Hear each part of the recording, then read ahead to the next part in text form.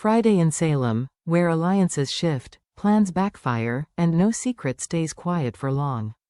The week closes with unexpected teamwork, uneasy truces, and a ticking clock that could change everything.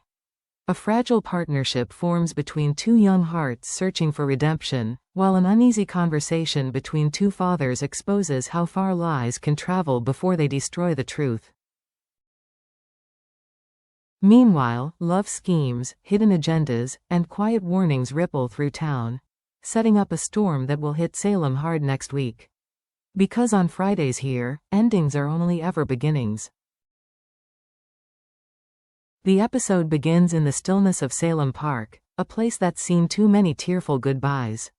Autumn leaves drift across the bench where Tate and Holly sit, separated by just a few inches and a mountain of regret. For once, there's no shouting, no drama, just quiet. The kind of quiet that feels heavy with everything that hasn't been said. Holly's eyes are distant, haunted. "I thought leaving would fix everything," she says softly. Paris sounded clean, like I could leave the mess behind. Tate's voice is gentle, but it carries weight. "You can leave the town, Holly. But you can't outrun what you carry with you." A pause. A breeze. The rustle of the trees sounds like the town listening in. Tate turns to her fully now, open, unguarded. "We've both made mistakes. But maybe we stop running and start fixing. Together." Holly looks at him, unsure whether to believe in that word, together. He continues, "Sophia deserves the truth, even if it hurts. If we want peace, we can't pretend we're innocent. It's not a declaration of love. It's an agreement of accountability." Holly's hand trembles as she reaches for his. The camera lingers as their fingers finally touch, a symbol not of romance, but redemption. Two broken hearts accepting that forgiveness isn't about forgetting, it's about facing what you've done. But in Salem, even redemption comes with a price tag. As the scene fades, the wind shifts, a warning that their plan to set things right may only set something darker in motion. Because here, truth doesn't heal. It exposes. Meanwhile, across town, the Brady pub hums with low chatter and the smell of coffee. But at one corner table, silence says more than words ever could. Brady Black stares into his mug, the steam rising like ghosts of past mistakes. Across from him, Johnny DeMera folds his arms, the weight of fatherhood pressing down even before it's officially his. They've both been caught in the wreckage of Sophia's lies.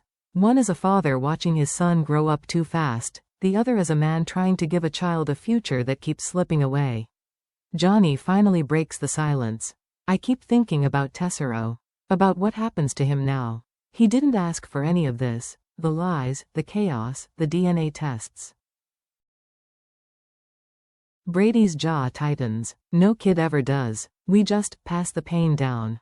Different names, same stories." The honesty between them feels raw, uncomfortable. Two men from feuding families, stripped down to their simplest truth, they're both scared. Brady leans back, weary.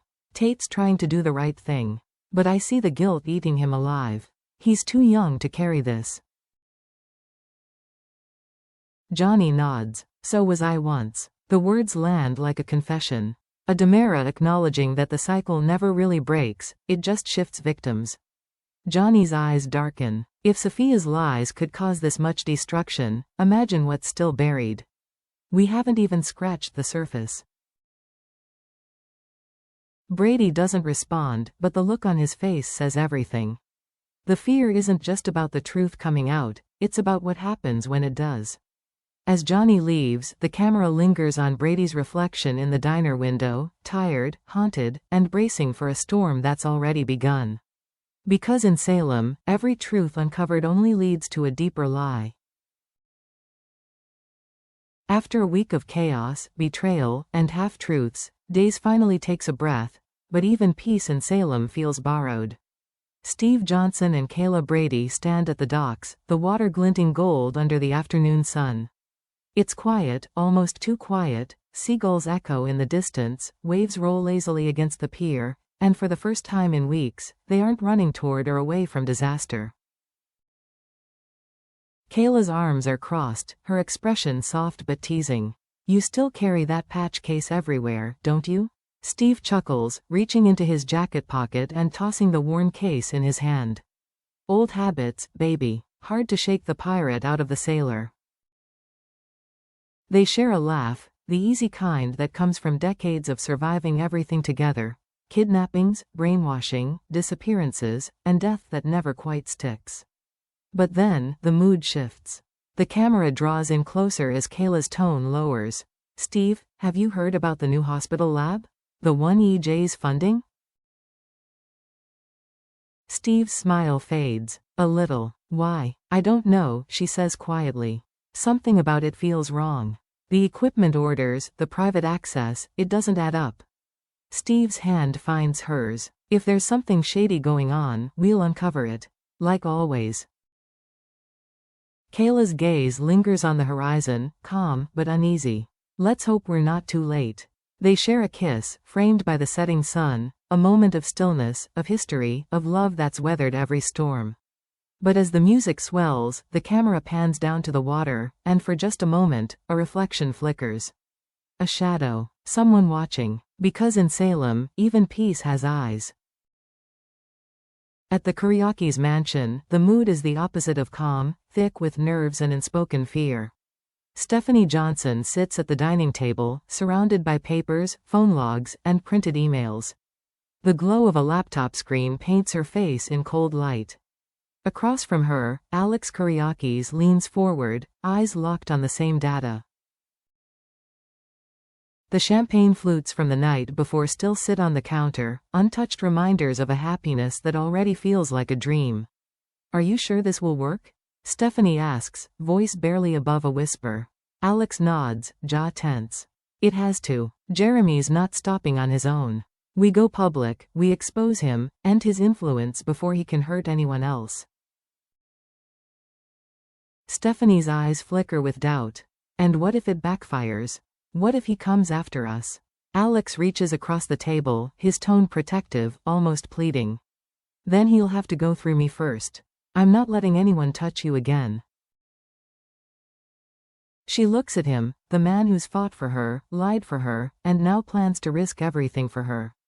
Alex, I don't want this to turn into war. His reply is quiet, but firm. It already is. They exchange a long, heavy look, one part love, one part fear. Then the camera cuts to the phone on the table. It vibrates once, lighting up the dark screen. A text flashes. You can't stop me. Neither of them notices. Outside, wind howls through the trees. A branch scrapes against the window, or is it something else? The air shifts, the tension thickens.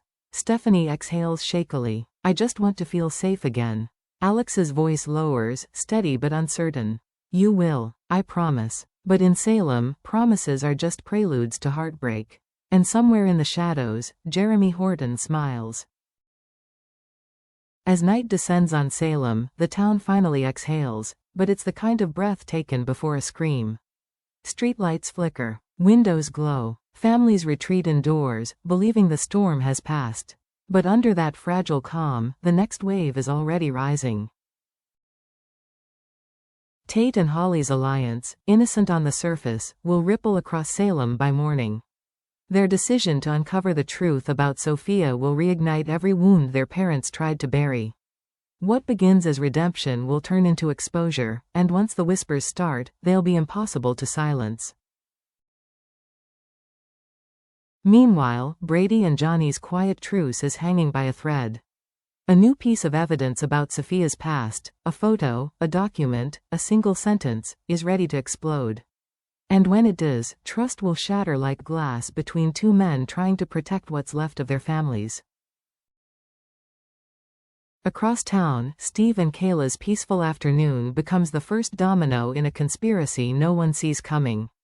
The project at the hospital, EJ's secret investment, hides more than research. It hides power. The kind that rewrites both history and morality.